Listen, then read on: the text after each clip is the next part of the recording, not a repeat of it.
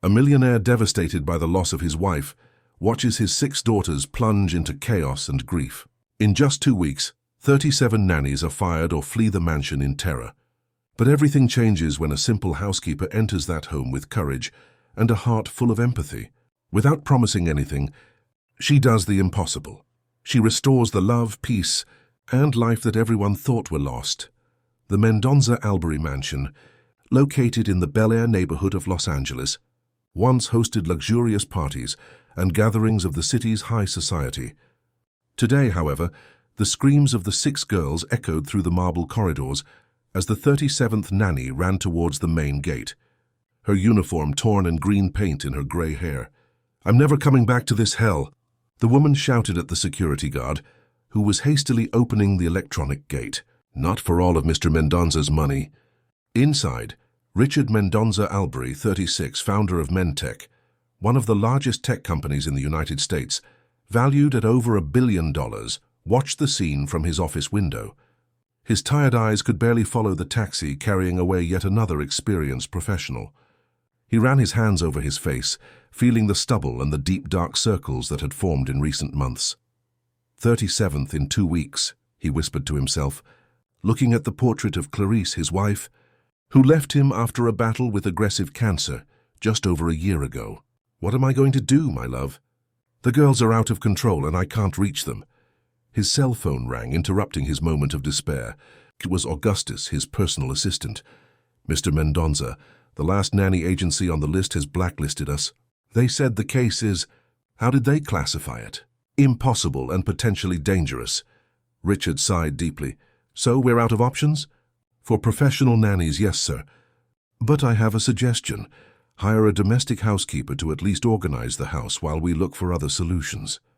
Richard looked out the window again. The garden, once impeccable, was now strewn with broken toys and scattered clothes, remnants of the twins' latest game. "Do it, Augustus. Hire someone immediately. Anyone who agrees to enter this house." In a small house in South Central, a poorer district of Los Angeles, Louisa Olive, 25, prepared for another day of work. The daughter of parents from a southern state who migrated to the city in search of opportunities, Louisa cleaned houses during the day to pay for her child psychology course at night. The alarm clock showed 5:30 a.m., and she was already ready to catch the 3 buses that would take her to work. Her cell phone rang. It was from the agency that occasionally sent her extra jobs. "Louisa, we have an emergency job, a mansion in Bel Air, double pay. The client needs someone today." She hesitated. Bel Air was even further away, but the extra money would help pay her overdue college tuition. "You can send me the address. I'll be there in 2 hours." What Louisa didn't know was that the Mendoza Albury house had become a battleground. Richard's 6 daughters, each in her own way, transformed the pain of their mother's loss into a destructive force that drove away any adult who tried to get close. Marianne, the eldest at 12, was the leader of the resistance. Since her mother's funeral, she had sworn that no woman would ever take Clarice's place. With above-average intelligence and dangerous cunning, she meticulously planned each nanny's departure. The twins, Beatrice and Bianca, 6, were her main allies. With angelic faces and identical smiles, they hid perfect coordination for their traps and pranks, which ranged from plastic insects to locking nannies in closets. Laura, 10, expressed her pain differently. Her long brown hair, which her mother used to braid every night, was now thin and patchy, a result of compulsively pulling it out during anxiety attacks. Julia, 9, suffered from constant panic attacks, especially at night when nightmares about hospitals made her scream until she lost her voice. Sophia, 8, had completely regressed. She had started wetting the bed every night again, hiding the wet sheets under the bed, accumulating an odor that drove away anyone who entered her room.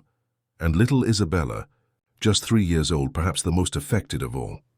The youngest, who was still learning to speak when her mother fell ill, now refused to utter any word and barely touched her food, being fed only juices and purees when she slept exhausted. The 6 girls watched from the living room window as the taxi pulled up to the main gate. A thin young woman with dark skin and curly hair tied in a simple bun stepped out.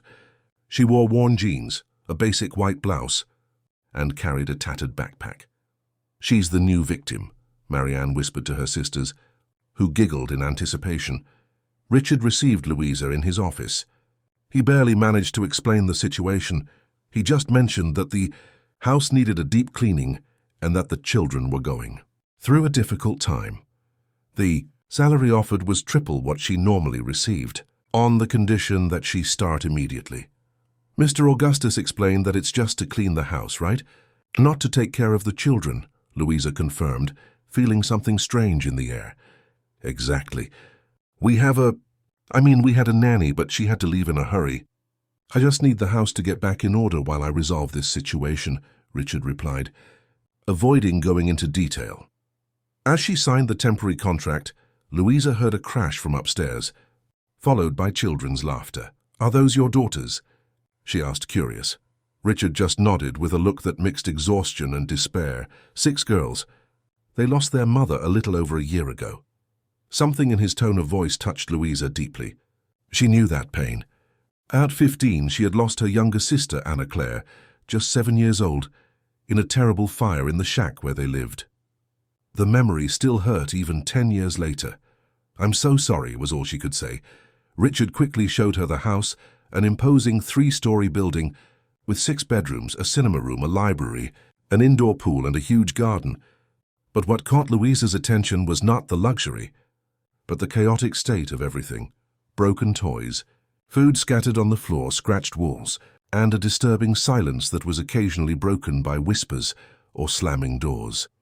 I'll let you work, Richard said, picking up his briefcase. I need to go to the office, but for any emergency, the security guard can contact me. As soon as he left, Louisa felt 6 pairs of eyes watching her. She turned slowly and saw the girls lined up on the stairs, like little soldiers in formation. Hello, she said softly. I'm Louisa, I came to clean the house. No response. Only suspicious looks and a palpable tension in the air. I'm not a nanny, so don't worry. I'm just here to tidy up the mess. The eldest, who seemed to be the group's spokesperson, stepped forward. 37, she said with a cold smile. You're the 38th adult to enter here this month. Let's see how long you last. The twins laughed in unison, a sound that sent shivers down Louisa's spine.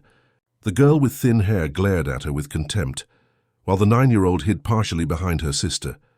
The 8-year-old smelled of urine, and the little 3-year-old just stared with empty eyes, clutching a 1-armed doll. Well, I'll start with the kitchen, Louisa replied, keeping her voice calm. You can continue with what you were doing. As she walked away, she heard the eldest tell her sisters, prepare the spider for the bucket. This one won't last past lunch. Louisa smiled slightly, not out of nervousness, but because she recognized in those hostile eyes the same look she herself had for years after losing Anna Claire, the look of someone who had built walls so high that no one could climb them. Upon entering the luxurious, yet completely messy kitchen, Louisa found photos on the refrigerator. A beautiful woman, with long hair and a gentle smile, embracing the 6 girls. In another, the same woman in a hospital bed, still smiling, but visibly debilitated, with the youngest in her lap. Clarice, she whispered, reading the name written on one of the photos. They miss you so much. Louisa began to clean methodically, feeling the weight of that house not only in the physical dirt, but in the heavy energy that filled every corner. While organizing the kitchen, she noticed the little 3-year-old standing at the door watching her in silence. Hi, little one. Are you hungry? She asked gently. The girl didn't answer, just continued to stare at her with sad eyes. Louisa noticed she was too thin for her age. On the refrigerator, she saw an old list with each daughter's favorite foods, written in delicate handwriting that she presumed was Clarice's. For Isabella, it read, banana pancake with chocolate syrup, teddy bear shape. Without making a fuss, Louisa began to prepare the recipe, pretending not to notice the little one's presence. When she finished, she placed the plate on the table and moved away, continuing to clean the cabinets. Out of the corner of her eye, she saw the girl slowly approach the plate, sniff the food and, to her surprise, take a small bite. It was the first time in weeks that Isabella had eaten something voluntarily. Meanwhile, the twins prepared for their first trap. Silently, they placed a huge realistic plastic spider inside the cleaning bucket that Louisa would use next in the bathroom.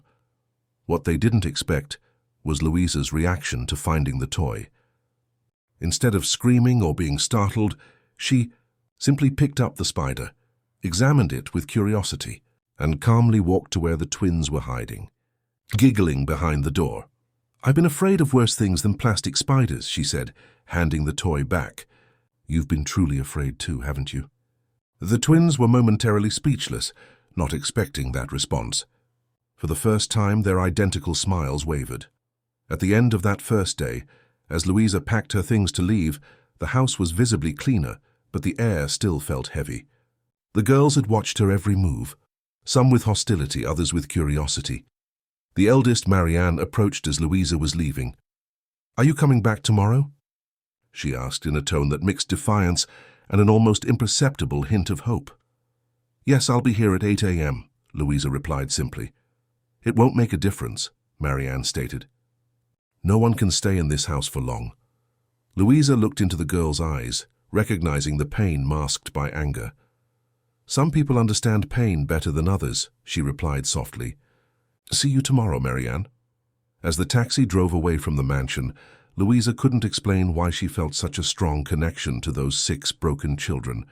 Perhaps because, like her, they all carried invisible scars of unbearable loss.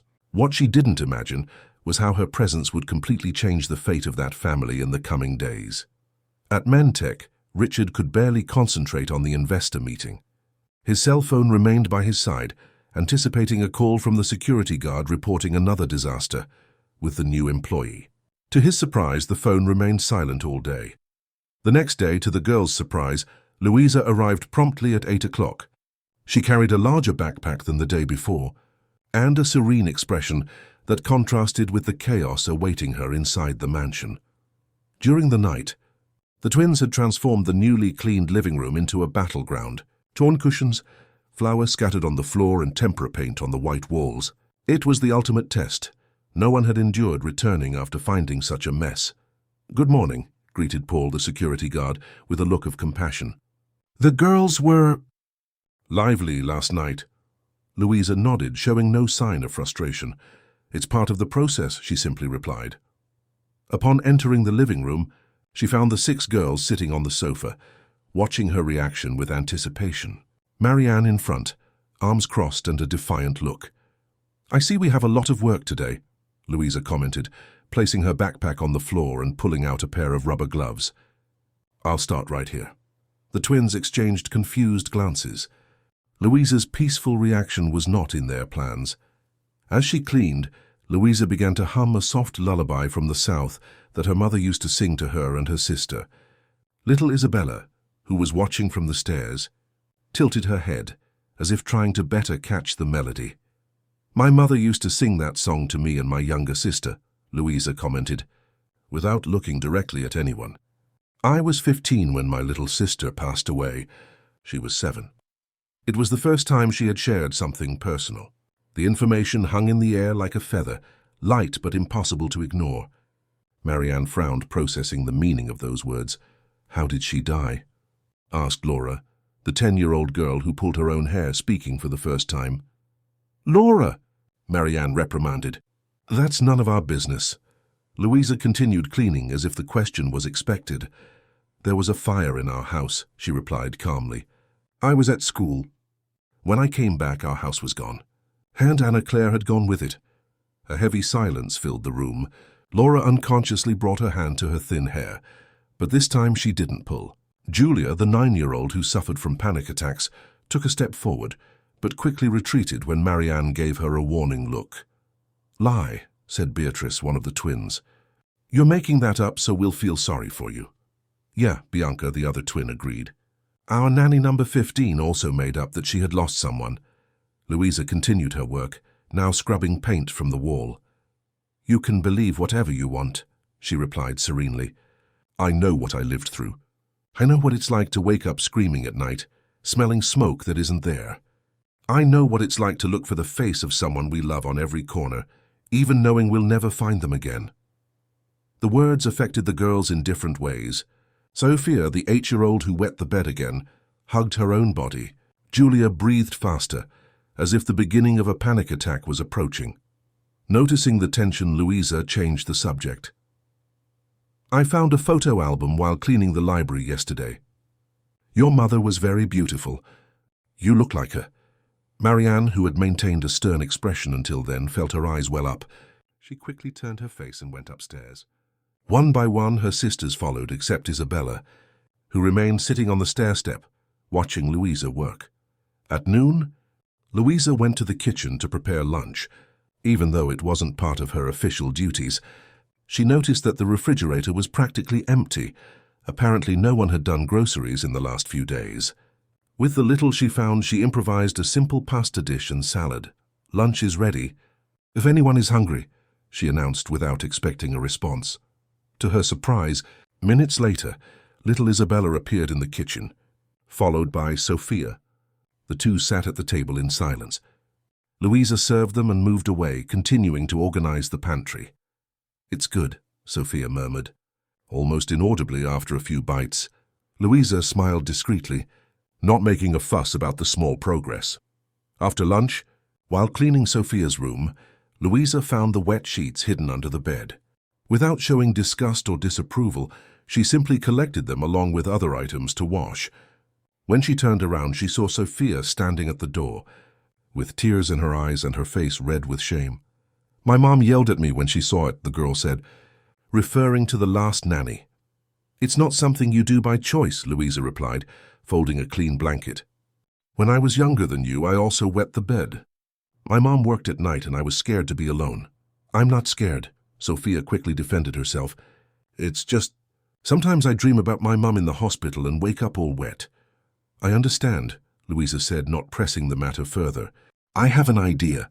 I'll leave a bucket with warm water and clean towels in your bathroom every night. If it happens again, you can change by yourself before everyone wakes up. It will be our secret." Sophia's face lit up with a sign of relief, as if a huge weight had been lifted from her small shoulders. In the afternoon, while vacuuming the corridors, Louisa found Julia curled up in a corner, breathing with difficulty. She immediately recognized the signs of a panic attack. She herself had gone through it many times after losing Anna Claire. Instead of asking questions or trying to touch her, Louisa simply sat beside the girl at a respectful distance. "5 things you can see," she said calmly. Julia looked at her, confused between gasping breaths. "It's a game that helped me when I felt like this. 5 things you can see. 4 you can touch, 3 you can hear, 2 you can smell, and 1 you can taste." Hesitantly, Julia tried to speak between ragged breaths. "Carpet, picture, door. Your gloves. My sneakers. Very good. Now 4 things you can touch." The exercise continued until Julia's breathing normalized. When she finished, the girl looked exhausted but calmer.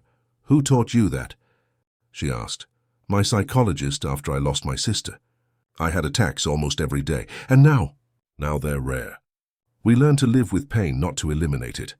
Julia nodded as if she perfectly understood the concept, despite her young age. In Laura's room, Louisa found a real challenge. The floor was covered with strands of hair, evidence of the girl's self-harming crises. As she cleaned, she noticed a dusty guitar in the corner. "Did your mother play?" she asked when Laura entered the room. The girl nodded sadly. "She used to teach me, but I stopped after. Louisa ran her hand over the strings, producing a discordant sound. "My mother played too. Not guitar, but accordion. It was terrible," she laughed softly. "Our neighbors complained, but she didn't care." A small smile appeared on Laura's face, so brief it almost went unnoticed. "Can I clean the guitar for you?" Musical instruments deserve respect, even when they are silent. Laura shrugged, feigning indifference, but watched intently as Louisa carefully cleaned the instrument, as if it were a precious relic. The twins, however, were not willing to lower their guard so easily. In the afternoon, they prepared their second trap, a bucket of water strategically placed above the door of the powder room that Louisa used. When the bucket fell, completely drenching Louisa, the twins expected screams, tears, or at least a threat of resignation. Instead, they heard laughter, a genuine, warm laugh that echoed through the silent house. "You need to improve your engineering," Louisa commented, wringing her wet hair. "My sister could set up much more elaborate traps at half your age." Disconcerted, the twins came out of their hiding place. "Aren't you mad?" asked Beatrice. "I'm wet, not mad," Louisa replied with a smile.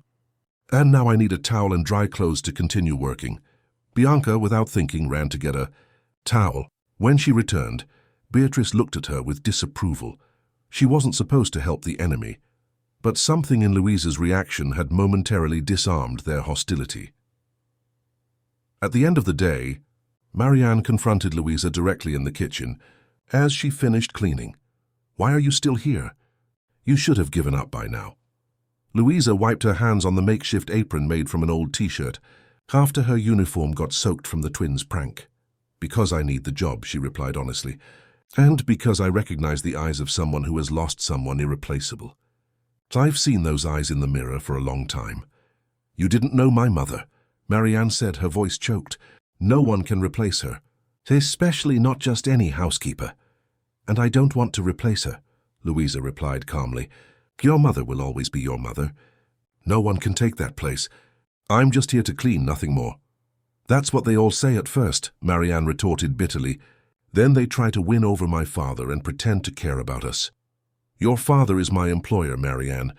Nothing more. And as for you, I don't need to pretend to care.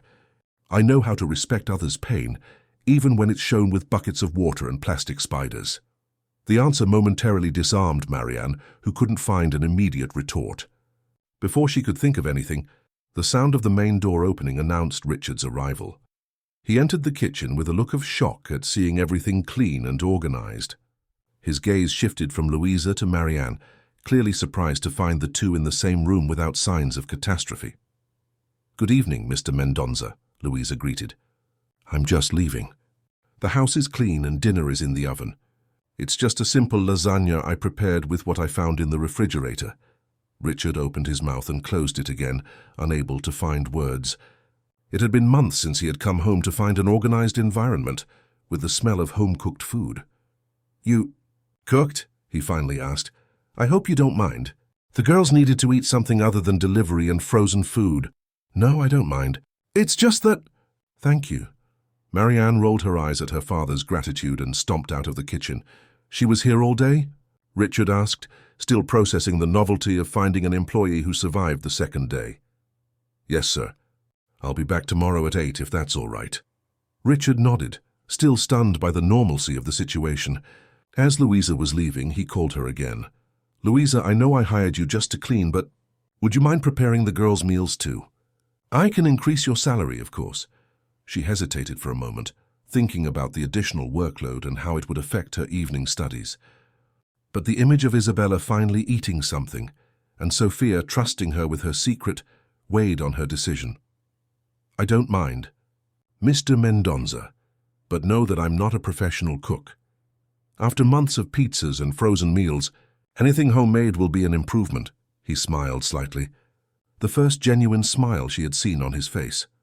When Louisa left the mansion that night, she felt the gazes of the 6 girls from the windows of their respective rooms.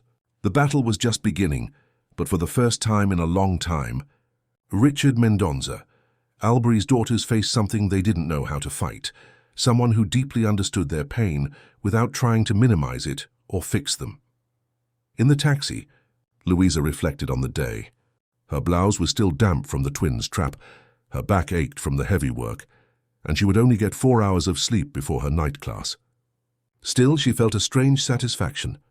Those girls, with all their anger and pain, had awakened something in her, a desire to show that even after the worst storm, it is possible to rebuild. After a week of working at the Mendonza-Albury mansion, Louisa established a routine.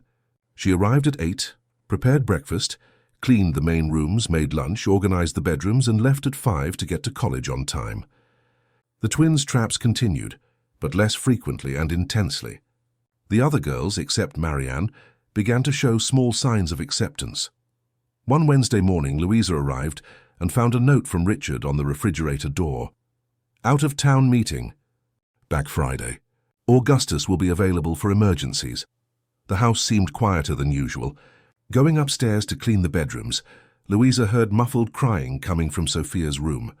She knocked gently on the door. "Sophia? Can I come in?" No answer, just stifled sobs. Louisa opened the door slowly and found the girl curled up in bed, hugging a pillow soaked with tears. "Did the sheets get wet again?" Louisa asked gently. Sophia nodded without looking at her. "Marianne saw it and said I'm a baby.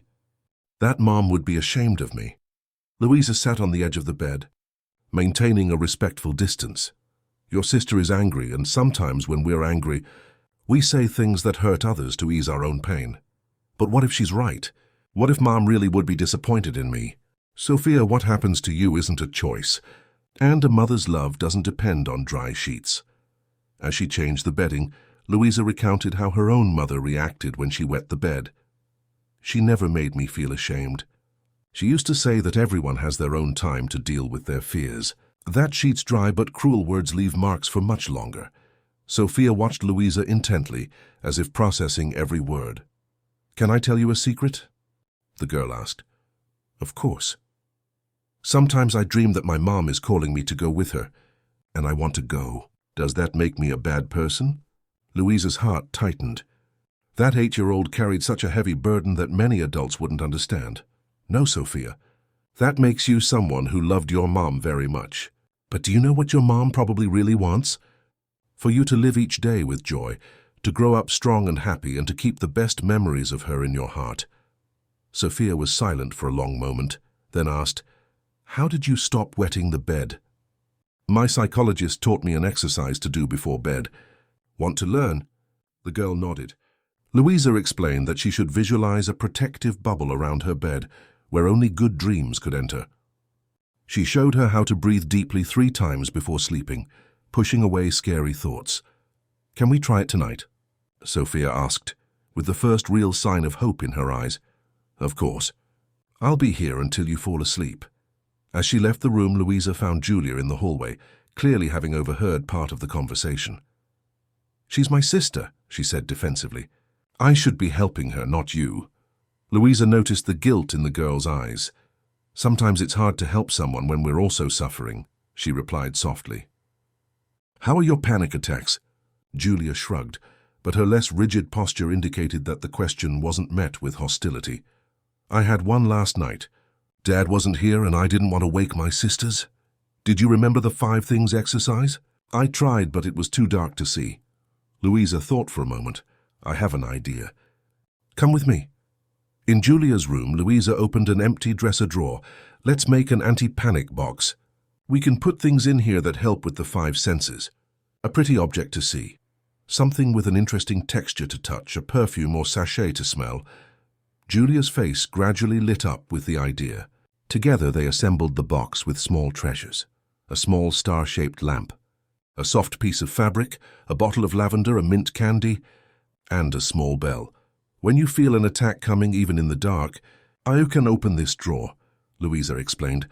For the first time since she arrived in that house, Louisa saw Julia genuinely smile. In the kitchen, while preparing lunch, Louisa felt someone's presence. She turned and found Laura, the girl who pulled her own hair, sitting silently at the table. "Hi, Laura. Want to help me with the salad?" To her surprise, the girl nodded and approached. As they cut the vegetables, Laura spoke unexpectedly. "My mom loved to cook. She used to say that putting food on the table was like giving a hug to those you love. Your mother seemed to be a very wise person." "She was," Laura confirmed, her voice choked. "She taught me piano too.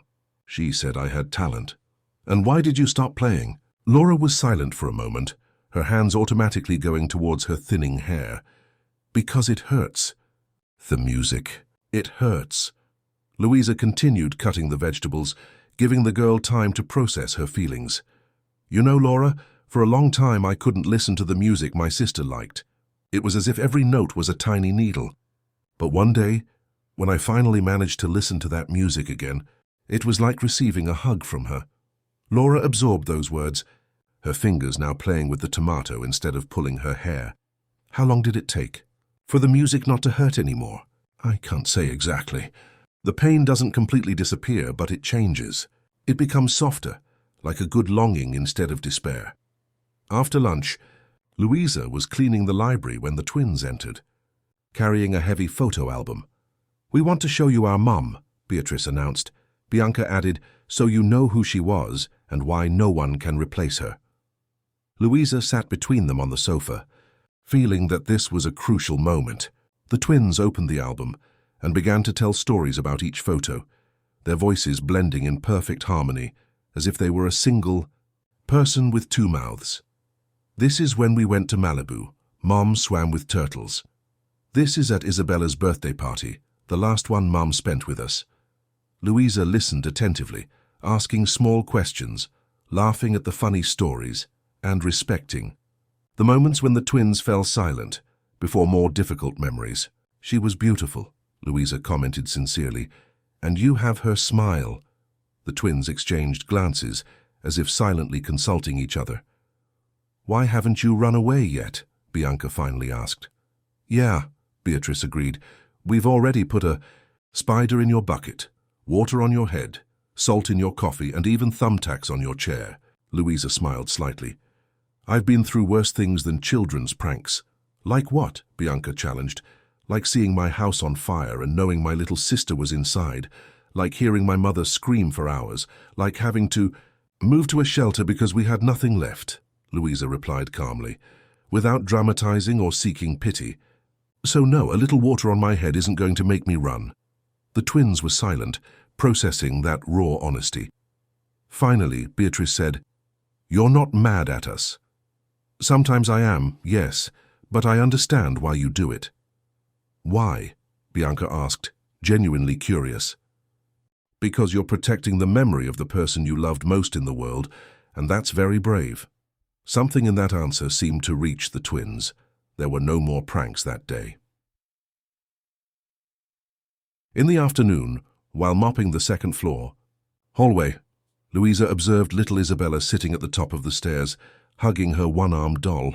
On an impulse, Louisa went to her sewing kit in her backpack and returned with needle and thread. Can I take a look at your friend? She asked, sitting next to the girl. Isabella hesitated, but handed over the doll. With delicate gestures, Louisa began to sew a new arm made from scraps and cotton. Her name is Claire, Isabella suddenly said, her voice small and hoarse from little use. Louisa almost dropped the needle in surprise. It was the first time she had heard the youngest's voice. Claire is a beautiful name, she replied casually, as if it weren't extraordinary to hear Isabella speak.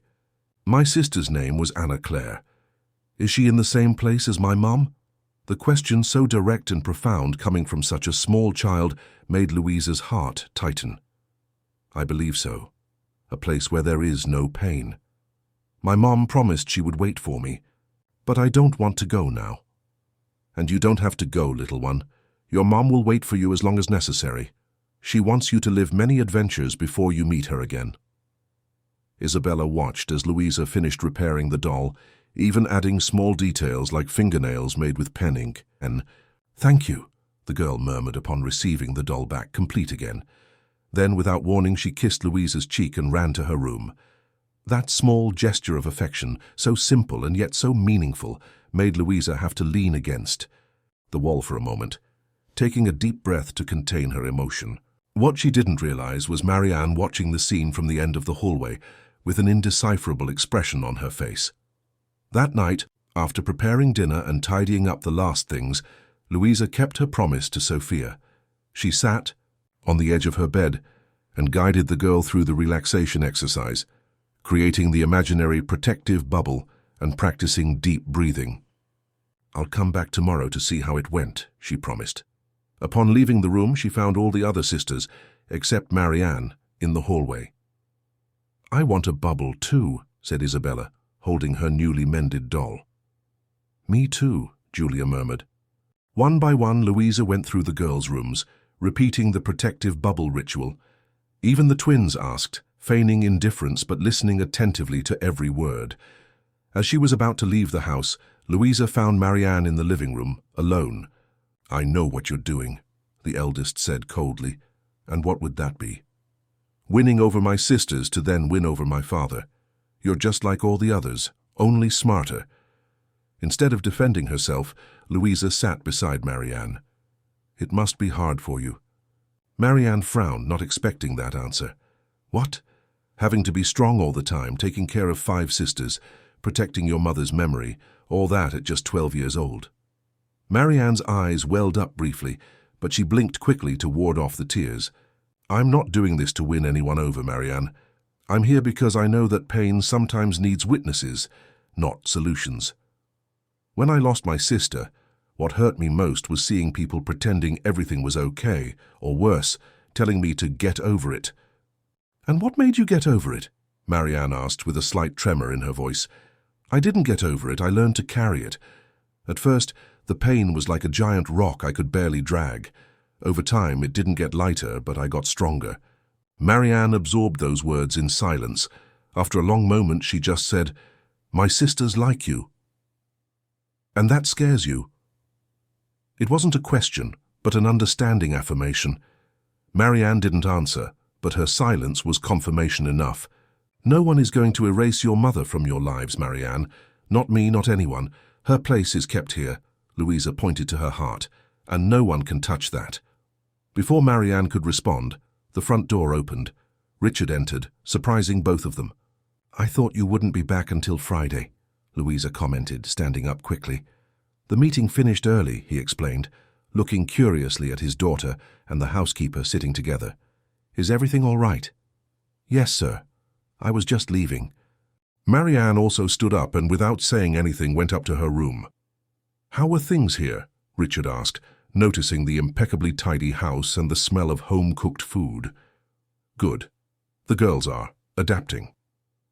Richard nodded, observing Louisa with a curious gaze. "You're different from the others, aren't you? 37 professionals tried and failed. You've only been here a week and I already see small changes.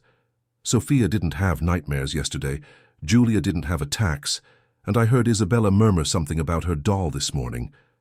These are slow processes, Mr. Mendonza. They are still suffering a lot." "I know," he sighed, "so am I." There was a moment of heavy silence between them.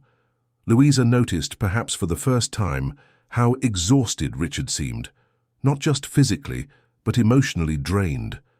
Behind the expensive suit and the posture of a successful executive, there was a broken man desperately trying to keep his family together.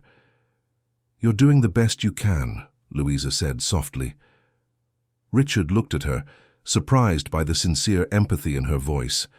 "Sometimes I wonder if it's enough. Love is never enough, but it's all we have to offer, and from what I see, you love your daughters very much." A small smile appeared on Richard's lips. "Thank you, Louisa, for everything you've done here."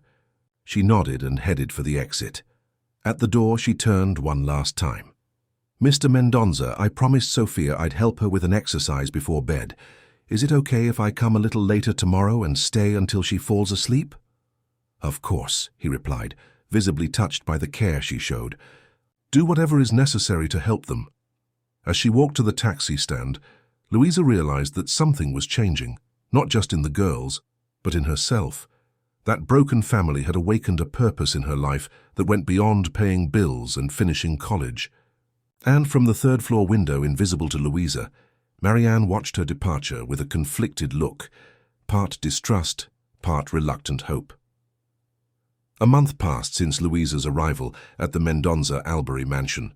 What began as a temporary cleaning job had transformed into something much greater. Without realizing it, she became a constant and stabilizing presence in the life of that fractured family. The house, once a battleground, now breathed new energy. Meals, which were once tense or non-existent, with each member eating alone or not even eating properly, now happened with all the girls at the table. The twins no longer set traps in the hallways. Sophia hadn't wet the bed for 2 consecutive weeks. Julia reduced her panic attacks to occasional episodes. Laura still pulled her hair, but less frequently, and small new strands began to grow in the previously bald areas. Isabella spoke little, but at least she spoke, precious words that were celebrated every time they came out of her mouth. Only Marianne maintained a cautious distance, observing her sister's transformation with a mixture of relief and apprehension. One Saturday afternoon, Richard cancelled an important business meeting to stay home, something unthinkable months before. He watched from the pool deck as Louisa taught the twins how to make colourful string bracelets, an activity that kept them busy without destroying anything. Sophia read a book next to them, occasionally showing a page to Louisa, who responded with genuine interest. Julia and Laura played chess at a nearby table, and Isabella drew silently, concentrated on her paper. "I never thought I'd see this." "Again," Richard commented, approaching Louisa as the twins argued about string colors. "What?" she asked, without fully diverting her attention from the girls. "Peace, normalcy, my daughters being children." Louisa smiled slightly. "They've always been children, Mr. Mendonça. They were just lost in their own pain." Richard observed the young woman in front of him. Louisa had entered his life like a silent storm, transforming everything without fanfare. She didn't wear expensive uniforms like professional nannies, didn't have impressive credentials or modern pedagogical methods. She dressed simply, spoke plainly, and carried a wisdom that seemed disproportionate to her age. "How did you do it?" 37 professionals failed, some with decades of experience. Louisa shrugged, helping Bianca untangle a knot in her bracelet. "I didn't try to fix anything. I just showed them I understood their pain." "Because of your sister?" Richard asked cautiously. The girls had told him about Louisa's story. "Yes, losing Anna Claire taught me that pain doesn't need solutions. It needs witnesses." The profound simplicity of that answer touched Richard in an unexpected way. For a moment, he felt a connection with that young woman that went beyond the employer-employee relationship. He realized she was the first person, since Clarice's passing, with whom he could potentially share his own pain. "Dad, look what Louisa taught me!" exclaimed Beatrice, holding up a colorful bracelet with her name intertwined in the strings. Richard smiled at his daughter, a genuine smile that hadn't appeared on his face for months. When he looked back at Louisa, something had changed in his gaze. The following week, without warning, Richard arrived home early from work. He found Louisa in the library with Laura, both sitting at the piano that had been closed since Clarice's illness. "You just need to try one note at a time," Louisa said gently. "It doesn't have to be a whole song. It can just be one note today, two tomorrow." Laura played a single key, the sound reverberating through the silent room. Her eyes filled with tears, but she didn't recoil. "Mom loved that sound," she whispered. "And now every time you play it will be like sending a little message to her," Louisa replied, without noticing Richard's presence at the door. He watched, moved, as his daughter played another note, then another, silent tears streaming down her face as a trembling smile formed on her lips. It was Laura's first smile in over a year. That night, after the girls had gone to bed, Richard found Louisa in the kitchen organizing the pantry. "Do you play piano?" he asked. She turned, surprised by his presence. "No, sir, I just encouraged Laura to try again. She told me your wife used to teach her." Richard nodded, pouring himself a glass of water. "Clarice was a pianist. She gave lessons before we got married. Laura was her favorite student." A comfortable silence settled between them. It wasn't the awkward silence of people who don't know what to say, but the shared silence of those who respect the invoked memory. "Louisa," Richard began hesitantly, "I know I hired you as a domestic housekeeper, but what you've done for my daughters goes far beyond cleaning and cooking." "I just did what I thought was right, sir." "Please, call me Richard." She looked at him, sensing the subtle change in that request. "It wouldn't be appropriate." "Why, because you work for me?" "Yes." Richard sighed, running his hand through his hair. "You're a child psychology student, right?" "Yes. I'm in my 3rd year." "I'd like to propose something." He paused, organizing his thoughts. "I want to officially hire you as the girls' therapeutic companion, part-time with a salary commensurate with the position. This would allow you to reduce your cleaning hours and focus on what's really making a difference here." Louisa blinked, surprised by the offer. "See, I'm not graduated yet, but you have a natural talent that no degree can buy. Besides, it would be practical experience for your education." The offer was tempting. The salary would be significantly higher, the hours more flexible, and she could dedicate more time to her studies. But something bothered her. "The girls need to know I'm not trying to replace anyone, especially Marianne." Richard smiled slightly, admiring Louisa's genuine concern. "She's the hardest, isn't she? She carries everyone's weight. She feels responsible for keeping her mother's memory alive." Richard reflected on those words, recognizing the truth in them.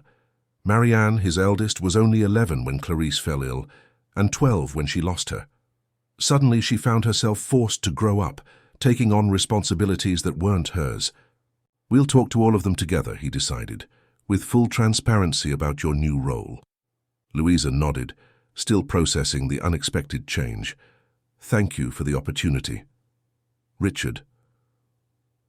The name sounded strange on her lips, but the smile he gave her in return conveyed a warmth she didn't expect to feel. The next day, a sunny Saturday, Richard gathered all his daughters in the living room. Louisa was by his side, nervous about the girls' reaction. "Girls, I have an important announcement," Richard began. "You know that Louisa has been more than just a housekeeper for us." "Is she leaving?" Sophia asked immediately, fear evident in her voice. "No, darling, in fact it's the opposite. I've invited Louisa to work as your therapeutic companion. She will continue to come every day, but now her official job will be to help you deal with everything that has happened." There was a moment of silence as the girls processed the information. The twins exchanged knowing glances. Julia and Sophia seemed relieved. Laura smiled shyly. Isabella ran to hug Louisa's legs. Only Marianne remained impassive, staring at her father intently. "Are you hiring a replacement for Mom?" she accused, her voice trembling slightly. Richard knelt in front of his eldest daughter, holding her hands. "No, Mari. No one will ever replace your mother. She will always be with us, in our hearts and in our memories." "Then why do we need someone to help us deal? We're dealing fine." Louisa stepped forward. "Marianne, may I speak?" She waited for the girl's reluctant nod. "When I lost my sister, I thought I had to be strong alone, that showing my pain was weakness. I spent 3 years like that, pretending everything was okay until I had such a severe breakdown that I had to be hospitalized." The girls stared at her, surprised by the revelation. "I'm not here to replace your mother. I'm here to witness your pain, to show that it's possible to carry this weight without drowning in it. And if you allow me to share a little of that burden." Marianne kept her gaze steady, but her tearful eyes betrayed her vulnerability. "You promised you wouldn't try to fix us," she murmured. "And I won't. There's nothing broken about feeling pain, Marianne. It's the natural response to a loss. I just want to show you that you don't have to feel it alone." A heavy silence filled the room. It was broken, surprisingly, by Isabella, who rarely spoke in front of many people. Louisa fixed Claire. "The little one said, holding up the doll with the newly sewn arm. "But she's not trying to fix us." The innocent yet profoundly insightful observation elicited involuntary smiles. Marianne looked at her sisters, seeing in them something that had long disappeared. Hope. With a defeated sigh, she nodded almost imperceptibly. "All right, but I'm not calling you aunt or anything like that." Louisa smiled. "Deal." In the following weeks, the transformation in the Mendonza Albury house intensified. Louisa subtly implemented therapeutic techniques she learned in college. She created a routine for the girls, with schedules for activities, study, and leisure. Gradually, she introduced emotional expression exercises, from drawing to letters for Clarice that were kept in a special box. Sophia no longer wet the bed. Julia learned to control her panic attacks with the techniques Louisa taught her. Laura returned to playing the piano, starting with simple melodies. The twins channeled their energy into creative projects instead of destruction. Isabella spoke more each day, recovering lost vocabulary. And Marianne, still reserved, at least didn't sabotage Louisa's efforts. Richard observed this transformation with a mixture of relief and admiration.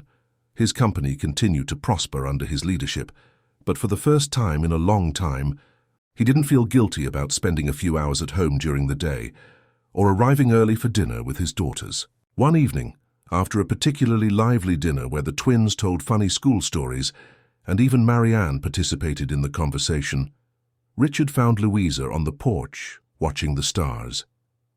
"It's a rare sight, isn't it?" he commented, approaching. "Stars in Los Angeles." "Yes," she agreed. "In the outskirts we see more, there's less light pollution, but here, between the buildings, it's almost a miracle." Richard leaned on the railing beside her, maintaining a respectful distance. "Just like what you did with my daughters." Almost a miracle. Louisa smiled, embarrassed by the compliment. I didn't do anything special, Richard. I just gave them space and time. Don't diminish yourself. You transformed 6 broken girls into children again. You brought life back to this house. Their comfortable silence settled between them. Richard observed Louisa's profile against the night sky. It was a simple, unpretentious beauty, curly hair tied in a messy bun, dark skin without makeup, deep brown eyes that seemed to carry an ancient wisdom. May I ask something personal? He said, breaking the silence. Of course. How did you manage to move on after your sister? Louisa reflected for a moment. I don't think moving on is the right expression. It's more like learning to walk, carrying something very heavy. At first you can barely move, then you learn to balance the weight. Eventually it becomes a part of you, not lighter, but familiar. Richard absorbed those words, applying them to his own experience. I feel like I've been stuck in the same place for a year. Perhaps because you were carrying not only your pain, but that of 6 girls as well. The observation hit Richard with unexpected force. It was true. He had taken responsibility for his daughter's suffering, trying to protect them, fix the situation, while stifling his own pain. You also need space to feel, Richard, Louisa continued softly. Not just as their father, but as a man who lost his partner. Something broke inside him with those words. His eyes welled up with tears he had long repressed. I can't, he whispered. If I start, I don't know if I'll be able to stop. Louisa looked him in the eyes, without judgment or pity, only deep understanding. Sometimes, it's only by starting that we learn to stop. At that moment, under the rare stars of Los Angeles, Richard Mendonza Albury cried for the first time since Clarice's funeral. They were not dramatic or uncontrolled sobs, but silent tears from a man finally recognizing the extent of his loss. Louisa remained by his side, a silent and stable presence, a witness to his pain, just as she had been for his daughters. When he finally composed himself, Richard felt something different, not the absence of pain, but a space around it, as if he could breathe again. Thank you, he said simply. Louisa nodded. No more words were needed. As she prepared to leave, Richard walked her to the door. Louisa, he called as she descended the entrance steps. Would you like to have dinner with me tomorrow? Not here at a restaurant. Just the 2 of us. The question hung in the air, laden with implicit meanings. Louisa stopped, turning slowly. Would that be appropriate? Considering I work for you? That's precisely why I'm asking and not presuming. And yes, I believe it would be appropriate. We are 2 adults who, he hesitated, searching for the right words, who share something important. Louisa felt her heart quicken. There was something in Richard's eyes, a warmth, a vulnerability that went beyond the professional relationship they had established. I'd like that, she finally replied. But I need you to understand one thing. My priority is the girls, especially now when they are beginning to trust. Richard smiled, admiring her integrity even more. I wouldn't expect anything less from you. It is precisely because you put my daughters first that I... He stopped, realizing he was about to say something premature. That I respect you immensely. Louisa nodded, a slight blush coloring her cheeks. Until tomorrow, Kiss. As she walked away, Richard remained at the door, watching her until the taxi turned the corner. A strange, almost forgotten feeling spread in his chest, something akin to hope. What neither of them realized was Marianne watching the entire scene from her bedroom window, her eyes shining with determination. For her, that conversation represented exactly what she feared most. Someone trying to take her mother's place, not just as a maternal figure for her sisters, but also in her father's heart. That night, lying in her bed, Marianne pulled a photo of Clarice from under her pillow. I won't let it happen. Mom, she whispered to the smiling image, I promise I won't let anyone take your place. The restaurant Richard chose was Per Se, one of the most exclusive in Los Angeles. Louisa immediately felt out of place upon entering the elegant environment. Her simple dress, the best she had, seemed inadequate among the designer clothes and sparkling jewelry that adorned the other patrons. The maitre d' led them to a reserved table, slightly away from the others, with a view of the illuminated garden. Louisa sat rigidly, aware of the curious glances they received. a clearly wealthy and powerful man accompanied by a simply dressed young woman. "You look beautiful," Richard commented sincerely, noticing her discomfort. "Thank you. But I think I'm a little simple for this place." Richard smiled, pouring her a glass of wine. "True elegance isn't in clothes or accessories, Louisa. It's in the way a person carries herself. And in that you surpass many of the people here." The sincere compliment eased her tension a little. Gradually, the conversation flowed naturally, as it always did between them. They talked about the girls, about each one's progress, and eventually about their own lives. "How did you decide to study child psychology?" Richard asked as they savored the appetizer. "After I lost Anna Claire, I spent a lot of time in therapy. I saw how good psychological intervention can make a difference for a traumatized child. I wanted to be able to offer that to other people, especially those who, like my family, don't have the resources to pay for professional help." "That's a noble purpose. And you?" "Did you always want to be an entrepreneur?" Richard laughed softly. "Actually, I wanted to be an archaeologist. I was fascinated by the idea of unearthing ancient civilizations, discovering how they lived, what they valued." "What changed?" "Reality. I come from a middle-class family. My father was a bank manager, my mother a teacher. When I graduated, I needed quick financial stability, not adventures around the world. And how did Mentech come about? Almost by accident. I developed software to organize the inventory of the small bookstore where I worked during college. The owner mentioned it to a businessman friend, who offered to buy the program. With that money, I created other systems, hired 2 programmers, and suddenly I was managing a tech company." Louisa listened with genuine interest, realizing that despite appearances, Richard was not the typical heir to a fortune. He had built his empire with hard work and talent. "And Clarice? How did you meet her?" A shadow of sadness passed through Richard's eyes, but also a glimmer of happy memories. "She gave piano lessons at a school near my first workshop. I saw her every day when I went out for lunch. It took me 3 months to pluck up the courage to ask her out for coffee." "Did she accept immediately?" "No." Richard smiled at the memory. "She said she didn't go out with strangers. I had to enroll in piano lessons to get to know her properly." "You learned to play piano just to win her over?" "I tried." "I was terrible," he laughed. "But she said she appreciated my persistence, if not my musical talent."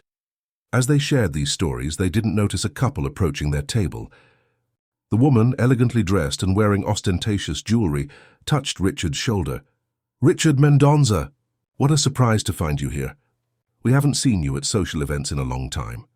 Richard stood up, visibly uncomfortable with the interruption. "Helen Ferdinand, how are you?" "Well, thank you." Helen directed an appraising look at Louisa. "And who is your friend?"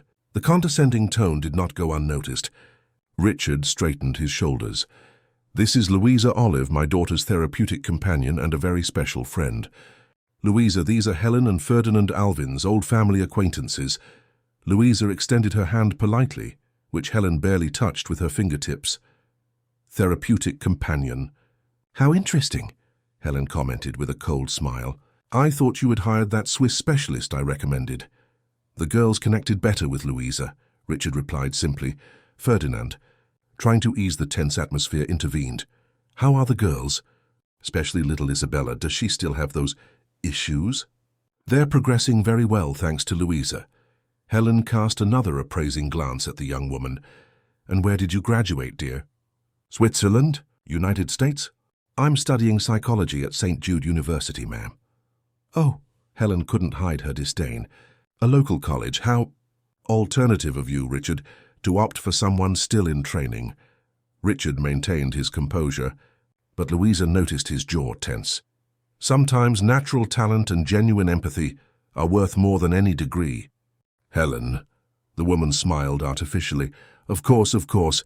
Well, we don't want to interrupt your dinner. Ferdinand and I are with the Montgomerys at that table." "You remember the Montgomerys, don't you?"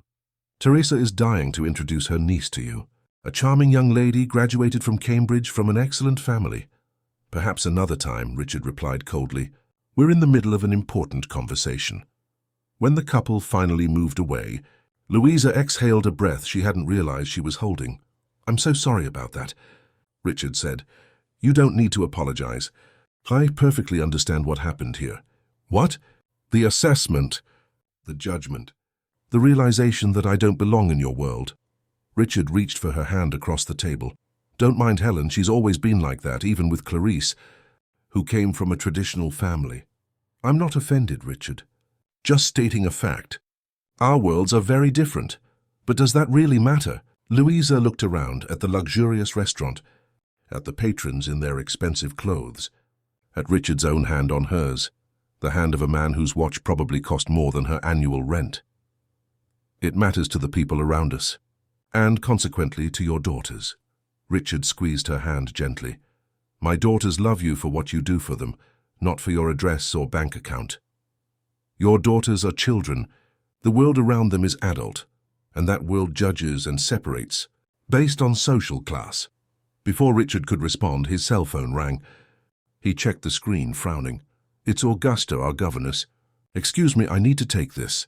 Louisa observed the change in his face as he listened to the person on the other end. We're on our way, he finally said, hanging up.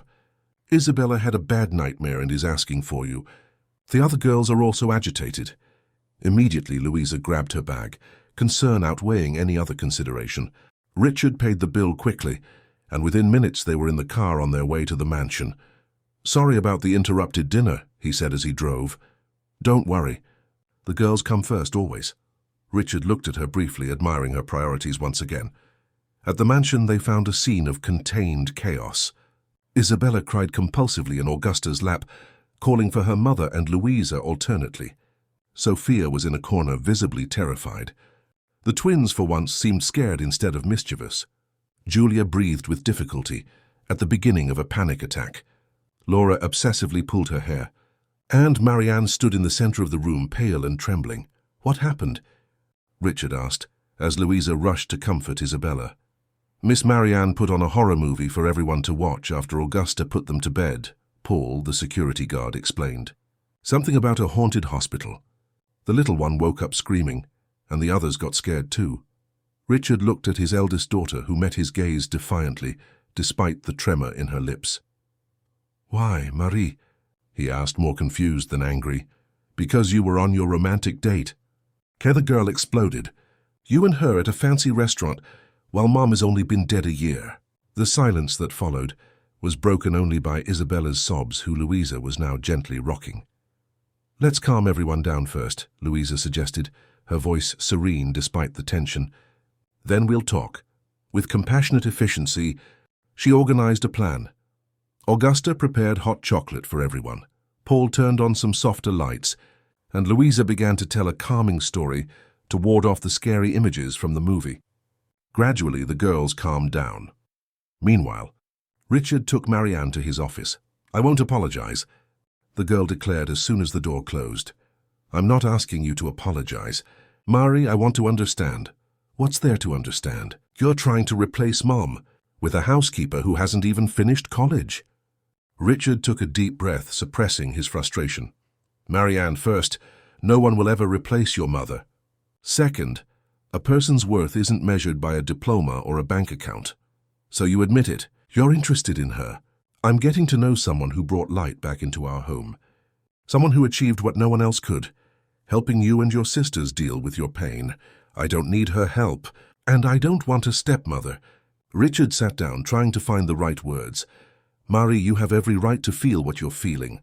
But what you did tonight was dangerous.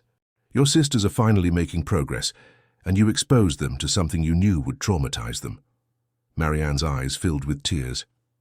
You don't understand. If she enters our lives like this, Mom will be forgotten. It's already happening. The twins didn't even mention Mom all day yesterday. That doesn't mean they're forgetting her, honey. It means they're learning to live with her absence. It's different. You're forgetting too, Marianne accused, a tear finally escaping. You smile now. You come home earlier. You look at her the same way you looked at Mom. The accusation hit Richard like a punch. Part of him wanted to deny it, to say Marianne was imagining things. But it wouldn't be fair or honest. I'm learning to live again, Marie, just as I hope you and your sisters will also learn. That doesn't mean forgetting your mother or loving her less. The girl looked away, unable to fully process what her father was saying. For her, any forward movement seemed like a betrayal. "I don't want her to come here anymore," she finally declared. "That's not an option, honey. Your sisters need her. What about me? Doesn't anyone care what I need?" The vulnerability of that question broke any resistance in Richard. He approached his daughter, and to his surprise, she didn't recoil when he hugged her. "Of course I care. More than anything in the world." Marianne finally gave in, sobbing against her father's chest. "I miss her so much, Dad, and I'm so scared of forgetting what she was like." "Me too, my love. Every day." When they returned to the living room, they found a surprisingly calm scene. Louisa had set up an impromptu camp, with mattresses and pillows on the floor. The girls, already in clean pajamas, listened to her tell a light story with cups of hot chocolate in their hands. "Where's Marianne?" Sophia asked when she saw her father. "Here," the eldest replied, entering the room hesitantly. Louisa looked up, meeting Marianne's red eyes. Without judgment or resentment, she simply offered, "There's hot chocolate for you too. And we just started a new story." Marianne hesitated, looking at her father and then at her sisters, who seemed to be waiting for her reaction. Finally, with a small nod, she sat on the edge of one of the mattresses. Richard watched the scene, marveling at Louisa's ability to transform a potentially disastrous situation into a moment of family unity. It was a talent that went beyond techniques learned from books. It was something innate, a natural intuition about what each person needed in their most vulnerable moments. When the girls finally fell asleep, all together in the makeshift living room, Louisa and Richard went out to the porch. "Thank you for coming so quickly," he said, "and for handling all of this so gracefully. You don't need to thank me. It's my job." "No, it's not. Your job doesn't include being called in the middle of the night to deal with intentionally provoked crises." Louisa sighed, looking at the room through the glass door, where the 6 girls slept peacefully. "Marianne is scared, Richard. Scared of losing the last thing she has left of her mother, the pain." It sounds contradictory, but sometimes we cling to suffering because it's the only bond we still have with those we've lost. Richard absorbed those words, recognizing the truth in them. "She accused me of forgetting Clarice, of replacing her with you." A heavy silence settled between them. Louisa looked up at the night sky, avoiding Richard's gaze. Perhaps we should reconsider some things," she finally said. "What do you mean?" This dinner tonight was a mistake. We should keep our relationship strictly professional, for the sake of the girls, especially Marianne." Richard felt a pang of disappointment. "Do you really believe that?" Louisa finally looked at him. "What I believe is that those 6 girls in that room are more important than any other feeling or desire we might have." The frankness of the statement caught Richard by surprise, not by the content, but by the implicit admission that there were, in fact, feelings involved. "What if we didn't have to choose?" he asked softly. "What if we could take care of them and still explore what's happening between us?" Louisa shook her head. "The between us is too complicated, Richard. As Helen and Ferdinand made very clear today, I come from a completely different world than yours. I'm a college student who cleans houses to pay the bills. You're one of the richest men in Los Angeles. That's superficial. For us, perhaps. But not for the world your daughters inhabit. A world that will eventually make them question, and perhaps even reject anything between us.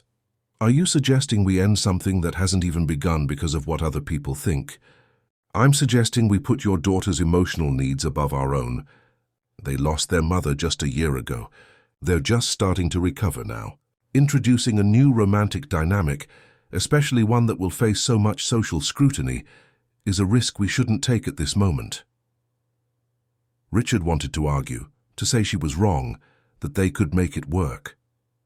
But deep down, he knew Louisa was thinking rationally, while he was being guided by long-dormant emotions she had awakened. "So we continue as we are? You come to work, help my daughters, and we pretend there's nothing else?" Louisa smiled sadly. "We don't pretend. We just prioritize. Your daughters first, always." Richard nodded slowly, respecting her decision even if he didn't completely agree with it. "You are an extraordinary woman, Louisa Olive, and you are an incredible father, Richard Mendonza. Your daughters are lucky to have you. With a last look at the sleeping girls, Louisa prepared to leave. "You can't leave now," Richard protested.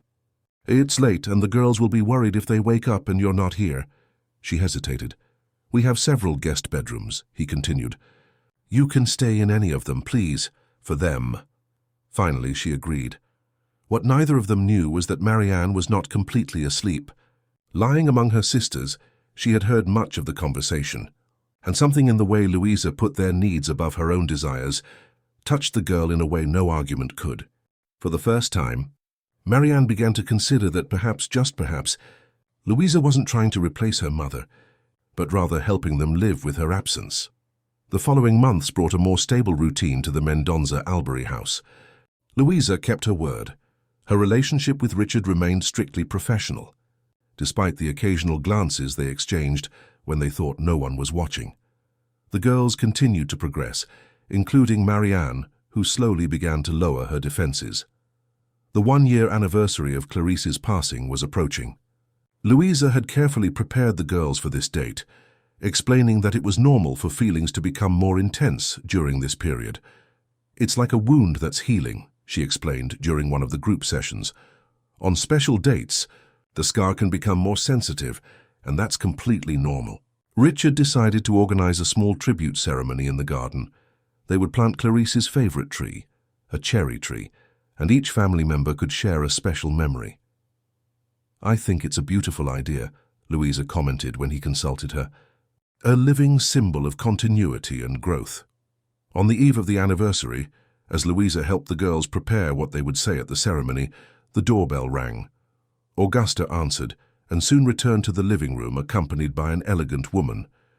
"Mrs. Carmen, what a surprise," Richard said, standing up quickly. Louisa observed the newcomer. Tall, perfectly styled grey hair, dressed in expensive sobriety, she emanated a natural authority. "Mom, I didn't expect you today," Richard continued, kissing her on the cheek. The girls reacted in various ways to seeing their grandmother. The twins ran to hug her. Sophia smiled shyly. Julia and Laura waved politely but distantly, and Isabella hid partially behind Louisa. Marianne was the only one who stood up with visible enthusiasm. "Grandma," she exclaimed, hugging the woman. "I missed you." Carmen Mendoza returned the hugs with a restrained smile, her analytical eyes sweeping the room and finally resting on Louisa. "And this must be the famous companion I hear so much about," she commented in a neutral tone. Richard made the formal introductions. Louisa extended her hand politely, feeling the matriarch's firm and appraising grip. "Nice to meet you, Mrs. Mendoza. Likewise, Helen Alvins told me about you." The seemingly casual comment carried an implicit weight. Richard shot a warning glance at his mother, who solemnly ignored him. "Is Grandma staying for tomorrow's ceremony?" Marianne asked hopefully. "Of course, darling. I wouldn't miss it for anything. I came a day early precisely to help with the preparations." Louisa noticed the subtle tension in the air. Discreetly, she began to gather her materials. "I'll leave you to your family reunion," she said. "See you tomorrow for the ceremony." "You don't have to leave because of me," Carmen commented with false cordiality. "It's not because of you, Ma'am. It was time for me to go anyway." The girls protested, especially the younger ones, but Louisa assured them she would be back early the next morning. When she left, Carmen wasted no time. "So it's her," she commented to her son. "The young woman who has been occupying so much of your time lately." Richard sighed. "Mom, don't start. Louisa is a dedicated professional who has helped the girls a lot." "I see. The girls seem very attached." Marianne, who was initially happy with her grandmother's arrival, began to realize that she could be an ally in her resistance against Louisa. "Grandma, did you know Louisa was a domestic housekeeper before she became our companion? She hasn't even finished college yet." The comment, clearly calculated to negatively impress her grandmother, worked exactly as planned. "Is that so?" Carmen raised a perfect eyebrow. "Interesting choice, Richard, with so many qualified professionals available." "Academic qualification isn't everything, Mom. Louisa has a natural gift with the girls. She made more progress in months than renowned specialists did in a year." The sound didn't indicate agreement, just processing of information. And what about her family? Where does she come from? She's the daughter of people from a southern state. She grew up in South Central. Carmen's expression hardened slightly. Richard, I don't question your professional choices, but are you sure this young woman is suitable to be so intimately involved with your daughters? They are still developing, absorbing influences. Mom, Richard interrupted firmly. Louisa is exactly what my daughters need right now. She understands their pain in a way no one else could. And yes, she comes from a different reality than ours, but that has only brought valuable perspectives to this house. Carmen raised her hands in surrender. All right, I won't press the issue. I'm just here as a grandmother, to offer support in this difficult time. Later, while Richard was taking a work call in his office, Carmen found Marianne alone in the library. Your mother loved this place, she commented, running her fingers over the carefully organized books. I remember how she read to you all every night. Now Louisa reads, Marianne replied with a bitter tone. Everyone loves her stories. Carmen sat beside her granddaughter. Do you feel that this Louisa is trying to take your mother's place? The direct question caught Marianne by surprise. For the first time, someone explicitly validated her fears. Sometimes she does things Mom used to do, tells stories, makes our hot chocolate the way we like it, brushes Isabella's hair before bed. And your father? How does he behave around her? Marianne hesitated. In recent weeks, after the horror movie incident, she noticed subtle changes. Richard and Louisa maintained a respectful distance from each other, but there was something in the glances they exchanged. He likes her, more than he should. Carmen nodded slowly. I understand your concern, dear. Men are sometimes vulnerable after a loss. They can become attached to whoever offers comfort, even if it's not the most suitable person. What should I do, Grandma? Nothing for now. I'm here now. I'll observe the situation more closely and talk to your father at the right time. What neither of them realized was Sophia standing at the library door hearing every word. The next morning, Louisa arrived early to help with the ceremony preparations. The atmosphere in the house was visibly tense. Carmen oversaw everything, with a critical eye, from the exact position where the tree would be planted to the clothes the girls would wear. Louisa, can I talk to you? Sophia asked, discreetly pulling her aside. Of course, darling, what is it? Sophia looked around, making sure no one was listening. Grandma and Mari were talking about you yesterday. Grandma said you're not suitable for us. Louisa's heart tightened, but she maintained a neutral expression. People are entitled to their opinions, Sophia. But she's wrong. You're the best thing that's happened since Mom got sick. Louisa hugged the girl, deeply touched. Thank you, Sophia. That means a lot to me. Are you leaving because of Grandma? No, darling, I'm not going anywhere as long as you need me. The tree planting ceremony was scheduled for late afternoon. The garden was decorated with white flowers, Clarice's favorites. A small altar with her photo was set up, near where the cherry tree would be planted. As the final preparations were underway, Carmen approached Louisa in the kitchen. Miss Olive, may we speak for a moment? Of course, Mrs. Mendonça. Carmen closed the door, ensuring privacy. I'll be direct. I'm concerned about the nature of your relationship with my son. Louisa maintained her composure, despite the direct approach. My relationship with Mr. Mendonça is strictly professional, ma'am. Really? That's not what Helen Alvins reported after seeing you dining at Per Se. It was a business dinner to discuss the girls' progress. Carmen smiled humorlessly. Dear, I'm old enough to recognize when there's more than professional discussions involved. Richard may be a widower, but he remains one of the most sought-after bachelors in Los Angeles. And you, well, you're an attractive young woman who achieved what no one else could, entering this house and winning his trust. Mrs. Mendonça, with all due respect, I believe you're misinterpreting the situation. Am I? Then tell me, why did you refuse several job offers from equally wealthy families to remain exclusively with the Mendonças? Louisa blinked, surprised. How do you know that? I have my contacts. Several friends tried to hire you after hearing about the miracles you performed here. All received refusals. Because these girls need continuity, not more changes in their lives. Carmen studied Louisa for a long moment. "Oh, you seem sincere, I must admit, but understand my position. I am Richard's mother and these girls' grandmother. My duty is to protect this family." "I also want to protect them, Mum, even if that means stepping aside." The question hung in the air, heavy and explicit. If I believed my presence was detrimental to the girls, yes, I would step aside immediately. And if your presence was detrimental not to the girls, but to their mother's memory, to the family's social standing, to their future in Los Angeles, society where they will grow up. Louisa finally understood the true core of Carmen's concern. "Mrs. Mendonza, I'm afraid we're having different conversations here. My concern is exclusively with the emotional well-being of these children. As for Clarice's memory, I work daily to keep it alive and honored. And about social standing, well, that has never been my priority." "Nor mine, personally," Carmen replied, surprising Louisa. "I come from a humble family, you know. I married Richard's father when I was just a secretary in his company. I know exactly what it's like to be judged for not belonging to a certain social circle." This revelation completely changed Louisa's perspective on the matriarch. "So you understand it? I understand perfectly. And precisely because of that, I'm here, trying to spare you and my son years of judgment and closed doors. Society may have evolved, but it is still merciless with certain types of alliances."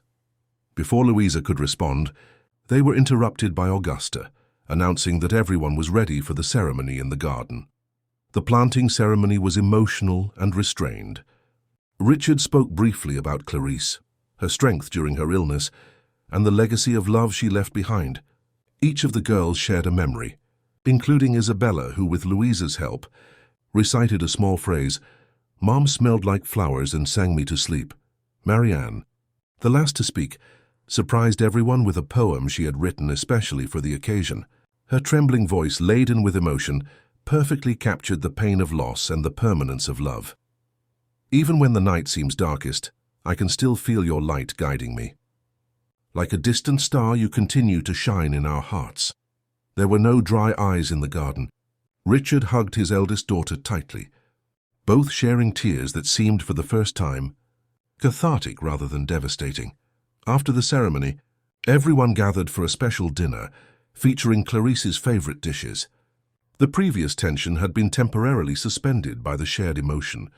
During dinner, however, Helen and Ferdinand Alvins arrived, bringing an exuberant flower arrangement. "We came to pay our respects," Helen explained, kissing Richard's and then Carmen's cheek. Clarice was a very special friend. The presence of the Alvins couple subtly reignited tensions. Helen, in particular, made a point of sitting close to Carmen, conversing in low tones while casting appraising glances at Louisa. Marianne watched everything attentively, picking up on the adults' dynamics. She saw how her grandmother and Helen exchanged discreet comments, how Richard seemed uncomfortable with the visitor's presence, and especially how Louisa politely kept her distance, focusing only on the girls. When dinner ended, the adults retired to the living room for coffee. Louisa, realizing that her presence might cause more tension, excused herself. "I think I should go. It's been an emotionally intense day for the girls." "Don't be shy, dear," Helen insisted with false cordiality. "Join us. We were just talking about the girls' educational future." Reluctantly, Louisa sat down, feeling the appraising glances on her. "Helen was telling me about that excellent Swiss boarding school," Carmen commented casually. "The one her niece attended." Richard frowned. "We're not considering boarding schools at the moment, Mom." "Of course not, dear. Just discussing options. After all, the girls will need a first-class education to maintain the family legacy. Beacon Heights Academy, right here in Los Angeles, is excellent," Louisa commented, trying to keep the conversation neutral. Helen smiled condescendingly. "Oh, yes, for local standards, but nothing compares to international exposure. Teresa, my niece, made invaluable contacts in Switzerland. Now she's engaged to a French diplomat." The insinuation was clear. The type of education Helen suggested was not just academic, but social, preparing the girls for appropriate connections in the future. "My daughters will attend schools where they feel comfortable and happy," Richard declared firmly. "At the moment, the priority is their emotional stability, not their future social contacts. Evidently, Ferdinand intervened, trying to ease the tension. And from what we saw today, they are progressing admirably. Miss Olive seems to have a special touch with traumatized children. The use of the word traumatized made Richard straighten in his chair, visibly uncomfortable. My daughters are grieving, Ferdinand. They are not psychiatric cases. Of course, I chose my words poorly. The important thing is that they are receiving the necessary support. An uncomfortable silence settled, broken only when Augusta rushed in. Mr. Richard, Miss Marianne is unwell. I found her in the bathroom, very pale. Everyone immediately stood up.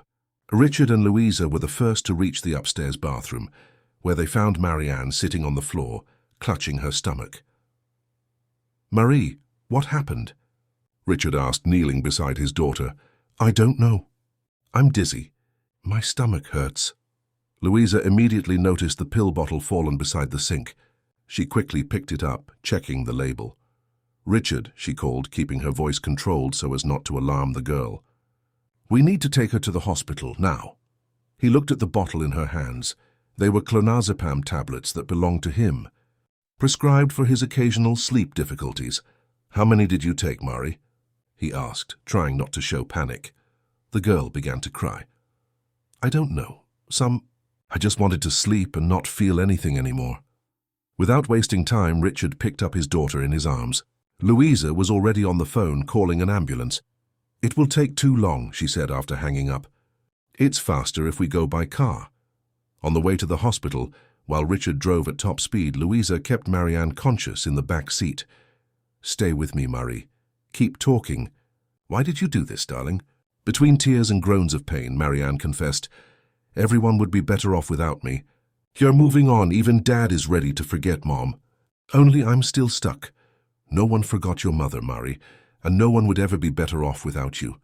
You are loved, very loved. At the hospital, Marianne was immediately taken for stomach pumping. The on-call doctor reassured Richard and Louisa. She arrived in time. She took a worrying but not lethal amount. We'll keep her under observation tonight. As they waited outside the emergency room, Richard collapsed into a chair, his face in his hands. How did I not notice? How did I not see that she was so unwell? Louisa sat beside him, placing a hesitant hand on his shoulder. You couldn't have predicted this, Richard. Marianne was always the strongest, the one who seemed to be coping best. Precisely why I should have paid more attention. Those who seem strongest are often the ones suffering in silence. At that moment, Carmen arrived at the hospital, accompanied by Augusta, who had stayed with the other girls. How is she? She asked immediately. Stable. She'll be under observation tonight. Carmen looked from Richard to Louisa, her face a mask of concern and something more, a silent accusation. Richard, we need to talk. In private. He nodded, following his mother to a more secluded corner of the waiting room. Louisa couldn't hear what they were saying, but the body language was clear. Carmen spoke with intensity, occasionally gesturing towards Louisa, while Richard shook his head negatively, becoming increasingly tense. When they returned, Richard seemed exhausted, not only by the situation with Marianne, but by the confrontation with his mother. Augusta took the girls to our house, Carmen informed him. I'll stay here with Richard tonight. Miss Olive, we appreciate your help, but it will no longer be necessary. The dismissive tone was unequivocal. Louisa looked at Richard, seeking confirmation. Louisa, please go to the mansion. The girls will need you to explain what happened to Marianne. Especially the younger ones. Carmen opened her mouth to protest, but Richard raised his hand, silencing her. This is my decision, Mother. Louisa knows my daughters better than anyone now, and she will know how to calm them down at this time. The matriarch compressed her lips in disapproval, but did not argue further.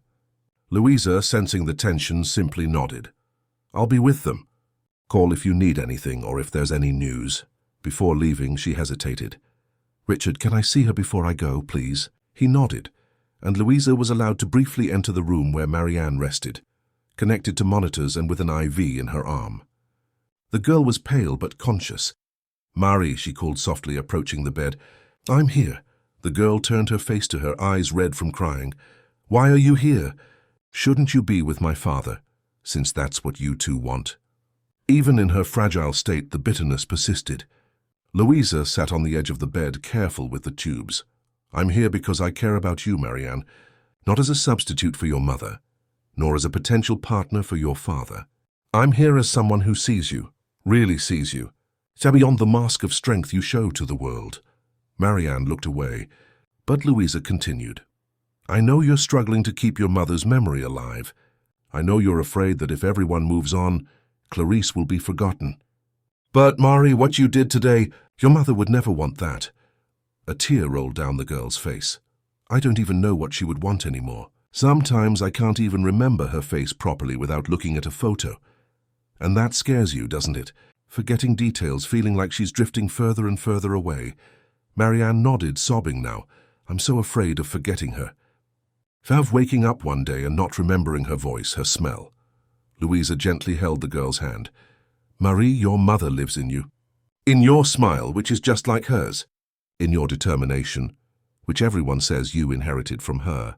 In the way you protect your sisters. You don't need to carry so much pain to keep her alive. But if I let the pain go, it's like saying it doesn't matter anymore, that I'm fine without her.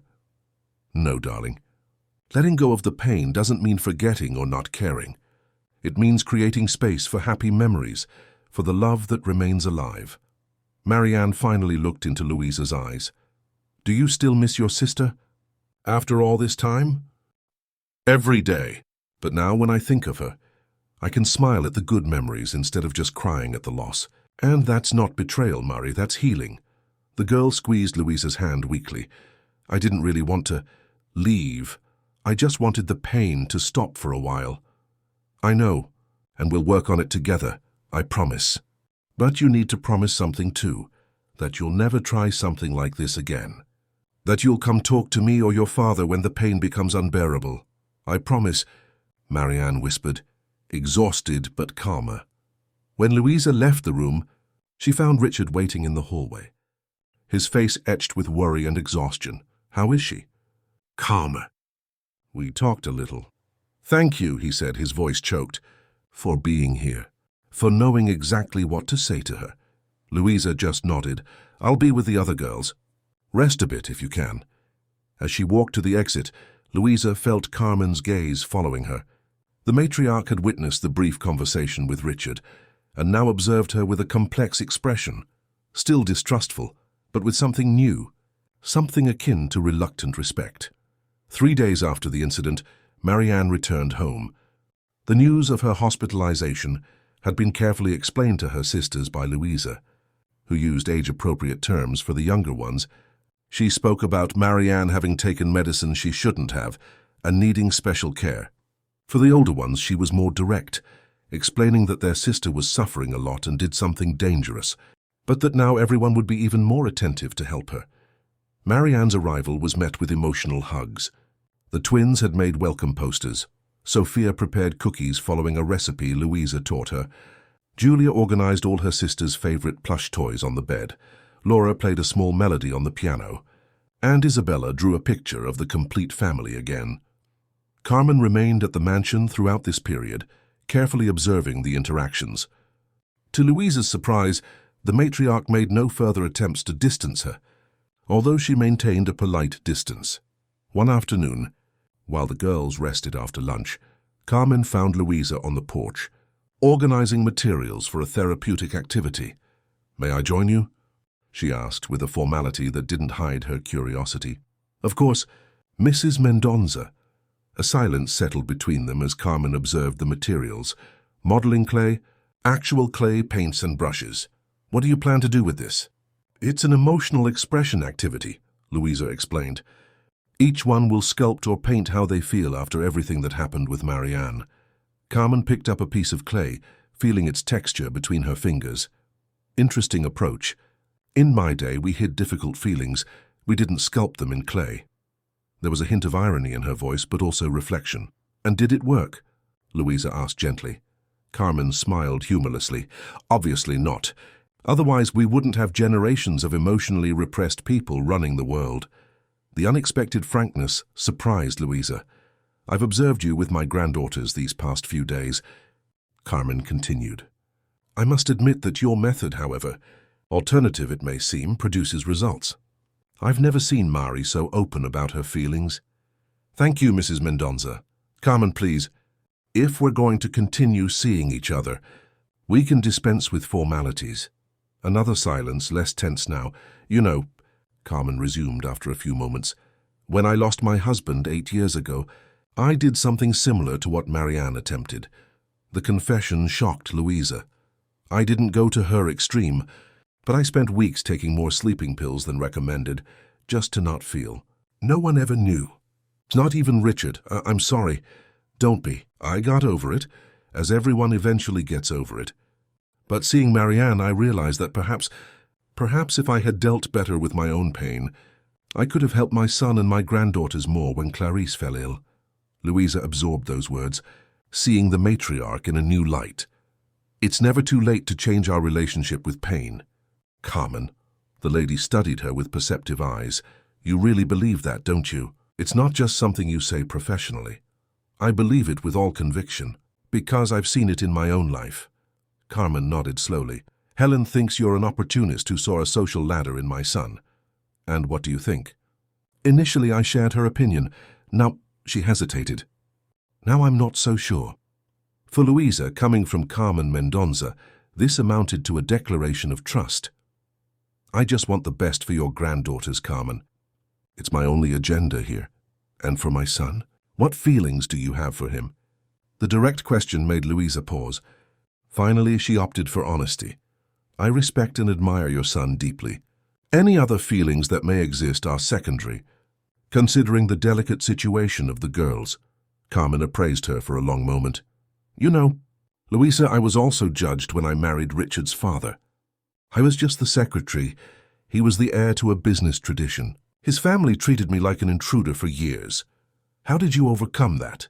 I guess I proved my worth. Not to please them, but because I had self-respect. Eventually, even my mother-in-law had to admit that I was the best thing that ever happened to her son.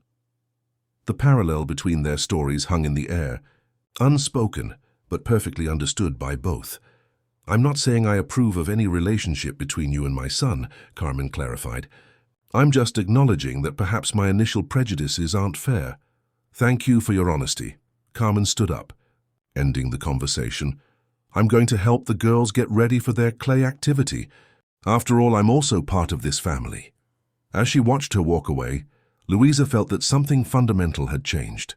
It wasn't exactly approval, but a significant truce. In the following days, Marianne began sessions with a psychiatrist recommended by the hospital, in addition to her continuous work with Louisa. The difference now was her new openness. The mask of hostility had fallen, revealing the vulnerable and hurt girl underneath. In one of these sessions, while the two were alone in the garden, sitting near the freshly planted cherry tree, Marianne made a confession. I heard you two that night. I and Dad on the porch after the movie incident. Louisa maintained a neutral expression, waiting for her to continue. I heard when you refused to be with him, because we, his daughters, came first. That's true. Marianne played with a fallen leaf, avoiding looking directly at Louisa. No one has ever done that before. All the other women who appeared after Mom got sick, they were all more interested in him, in the money, in the mansion. No one really cared about us. I understand. At the hospital, while we waited for the test results, Grandma tried to convince Dad to fire you. She said your presence was destabilizing the family, especially me. This information was new to Louisa, but not entirely surprising. And what did your father say? He said I had tried that precisely because I wasn't coping well with my feelings. That you were the only person who could make me talk about Mom without breaking down. Silent tears began to stream down Marianne's face. Dad said you saved his life too. Not just physically, but that you brought life back to our family when we thought we'd never be happy again. Louisa felt her own eyes welling up, but maintained her professional composure. Your father is an extraordinary man, Marianne. He loves you above all else. I know, and she hesitated, gathering courage. And I think he loves you too. The declaration hung between them, laden with implications. Louisa chose her words with extreme care.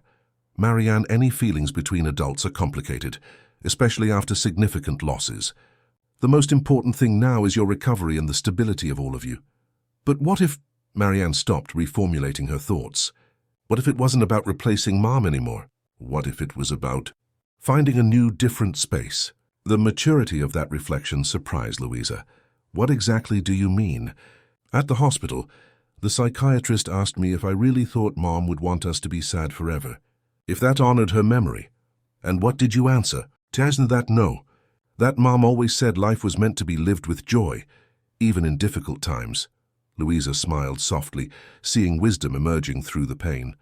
Your mother seemed to be a very wise woman. She was. And I think she would approve of you. Marianne finally looked directly at Louisa, not as a replacement. No one could be, but as someone who takes care of us the way she would want. Those words coming from Marianne were more significant than any formal approval could be. Louisa allowed herself to hold the girl's hand, a gesture that weeks earlier would have been rejected with hostility. That means a lot to me, Mari, more than I can express. So you're not leaving? Even with everything that happened? I'm not going anywhere as long as you need me. A week later, the cherry tree in the garden began to show its first buds. Richard organized a small picnic to celebrate, just the family and Louisa. Carmen had returned to her home, but not before having a long private conversation with Richard, the content of which he did not share, but which seemed to have left him thoughtful. During the picnic, the girls were remarkably relaxed. The twins played without destroying anything. Julia hadn't had any panic attacks for days. Sophia hadn't wet the bed for weeks. Laura played small melodies on the guitar Richard had unearthed from the closet, and Isabella spoke more and more, forming complete sentences for the first time in a long time. Even Marianne seemed lighter, occasionally laughing at the younger sister's antics. When the girls dispersed throughout the garden after the meal, Richard found a moment to speak alone with Louisa. "We need to talk," he said, indicating a secluded bench under a leafy tree. Of course. Once seated, Richard seemed to search for the right words. "I have a proposal for you, Louisa. A professional proposal," he quickly clarified. "I'd like to fund a psychological counseling clinic for low-income children, and I want you to be the director when you graduate." The offer completely surprised Louisa. I don't know what to say.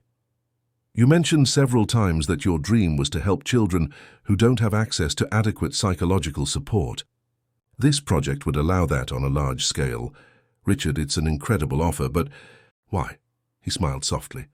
"Because you saved my daughters, and because you deserve the opportunity to do for other children what you did for mine." Louisa absorbed the proposal, feeling its profound meaning. "May I think about it?" "Of course." "There's no rush." A comfortable silence settled between them. Richard looked at his daughters playing in the distance, a peaceful expression on his face that hadn't appeared for months. "My mother had an interesting conversation with me before she left," he commented, seemingly changing the subject. "Really? About what?" "About you, mainly. About how your priorities are clearly aligned with the girls' well-being, above any other interest." Louisa nodded, not knowing where that conversation would lead. She also spoke about her own experience, how she was judged when she married my father. Coming from a different social background, Louisa's heart quickened slightly. "And what else did she say?" "That perhaps it's time for me to stop hiding behind grief and responsibilities and admit to myself, and to you, what I truly feel." He turned to face her directly. "Louisa, I'm in love with you, probably since the first week you entered this house, and made the impossible seem possible. I respected your decision to keep our relationship strictly professional for the sake of the girls, but, she encouraged when he hesitated. But Marianne said something that made me rethink everything. She said, Dad, Mom wouldn't want us to be alone forever, and if we need to have someone new in our lives, let it be someone who really cares about us like Louisa." Louisa's eyes filled with tears. "She said that?" "Word for word. Apparently, the sessions with the psychiatrist are really helping her process her feelings." Louisa looked at the girls playing, at the cherry tree beginning to bud, at the mansion that had once been a battleground and was now becoming a home again. "Richard, you don't have to answer now," he gently interrupted. "I just wanted you to know, and to understand that the clinic proposal is completely independent of this." Whatever happens between us, that offer stands. The integrity of that man, who could completely separate his personal feelings from his professional responsibilities, only made Louisa admire him even more. "I also have feelings for you," she finally admitted. "But I always put the girls first, and that's why you are exactly who they and I need in our lives." At that moment, before they could continue their conversation, they were interrupted by Isabella, who ran up to them with a small bouquet of wildflowers picked from the garden. "For you," she said, extending the flowers to Louisa with a shy smile. "They're beautiful." "Bella, thank you. They're for you to stay forever," the little one explained with the direct sincerity of children. Richard and Louisa exchanged glances over the girl's head, glances laden with future possibilities. One by one, the other girls approached, drawn by the scene. Sophia sat beside Louisa, leaning comfortably against her arm. The twins positioned themselves in front of them, their eternal identical expressions now softer. Laura brought her guitar, softly playing a melody her mother had taught her. Julia leaned against her father's legs, observing the small family gathering with calm eyes.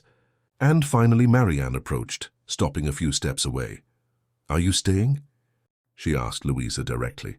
The question contained layers of meanings. Staying that day, staying as their companion, staying as something more in everyone's lives. "If you want me to," Louisa replied, looking each of the girls in the eyes, genuinely leaving the decision in their hands. "I want you to," Isabella declared first, her tiny voice firm. "We do too," the twins said in unison. Sophia nodded emphatically, still nestled beside Louisa. "Please stay," Julia pleaded softly. Laura played a few notes on the guitar. A musical, yes. Everyone looked at Marianne, the last to respond. She took a few steps forward, stopping directly in front of Louisa. "You are not our mother," she said clearly. "And you never will be. Our mother is Clarice and always will be, even if she's not physically here." Louisa nodded, respecting the declaration. "But," Marianne continued, her voice softening, "perhaps we can make space for you too, in a different way. As someone who helps us remember her with less pain and more love." And it was the most mature and touching declaration anyone could expect from a 12-year-old girl who had been through what Marianne had. "That would be an honor," Louisa replied, her voice choked with emotion. Richard extended his hand, holding Louisa's between his own. The girls observed the gesture, some with open smiles, others with quiet acceptance. Marianne with a complex but no longer hostile expression. At that moment, in the shade of the tree, with Clarice's cherry tree budding in the background, a new family configuration was born. Not to replace what had been lost, but to create a new space where the memory of the past could coexist peacefully with the possibilities of the future. 6 months later, Louisa graduated in psychology with honors. In the audience, Richard and the 6 girls applauded enthusiastically. Carmen Mendonça was also present, seated beside Richard, her austere demeanor softened by a discreet smile of approval. That same week, the Clarice Mendonça Clinic was inaugurated in a poorer district of Los Angeles, offering free psychological care to vulnerable children. Louisa, as clinical director, implemented special protocols for grieving children. Her legacy to other little broken souls like Richard's daughters had once been. The day after the inauguration, in an intimate ceremony held in the mansion's garden, beside the now fully blooming cherry tree, Richard and Louisa exchanged rings.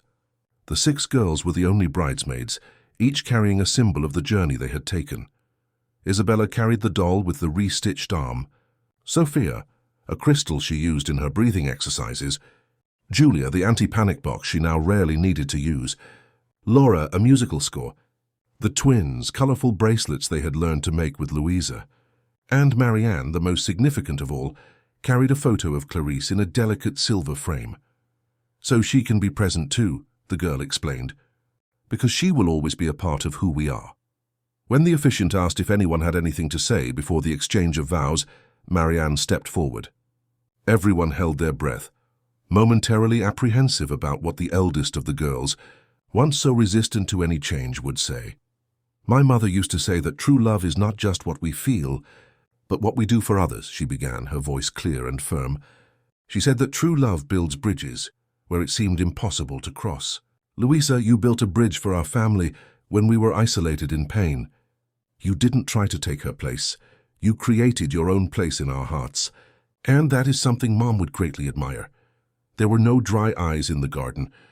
Richard hugged his daughter, proud of the young woman she was becoming, capable of processing complex emotions with wisdom beyond her age. The marriage did not signify an end to grief or a replacement of what they had lost. It was instead a new chapter in a continuous story, a story about how love, in its many forms, has the power to transform even the most broken hearts. As the pink petals of the cherry tree fell gently around them, Richard and Louisa sealed their commitment with a kiss, surrounded by 6 girls who had learned, through the deepest pain, that endings don't have to be just endings. They can also be beginnings. 3 years later, the Mendonza Albury house was once again full of life and laughter. The cherry tree in the garden had grown strong, its blossoms annually reminding everyone of Clarice's continuous presence in their lives. The girls had flourished too. Marianne, now 15, had become a mentor to other grieving young people. The twins channeled their energy into artistic projects instead of destruction. Laura had become a talented pianist. Julia had completely overcome her panic attacks. Sophia no longer wet the bed, and Isabella at 6 years old spoke incessantly, as if trying to make up for lost time in silence. Louisa, dividing her time between the clinic and the family, had brought to that house not only order and stability, but a new form of love, a love that did not seek to replace the past, but to honor it while building a future. In an interview for the school newspaper, questioned about the concept of family, Marianne wrote words that perfectly summarized everyone's journey. I learned that love has no fixed rules or predefined formats. The richest woman in the world couldn't help our family when we were shattered, but a simple housekeeper with a huge heart did the impossible. She didn't just clean our house. She cleaned our pain and filled our voids with true love. Our mother taught us to love. Louisa taught us that we can continue loving even after the worst loss. And that perhaps is the greatest miracle of all. End of story. Dear listeners, we hope Richard and Louisa's story has touched your hearts. To continue this emotional journey, we have prepared a special playlist with equally captivating stories about overcoming, love, and transformation. Find it here by clicking on the left. If this narrative about healing and new beginnings resonated with you, be sure to subscribe to our channel and like the video. Every day we bring unique stories that explore the paths of the human heart in its most diverse forms. Share your own experiences of rebuilding and hope in the comments. We thank you for your company on this emotional journey, and we await you in our next story.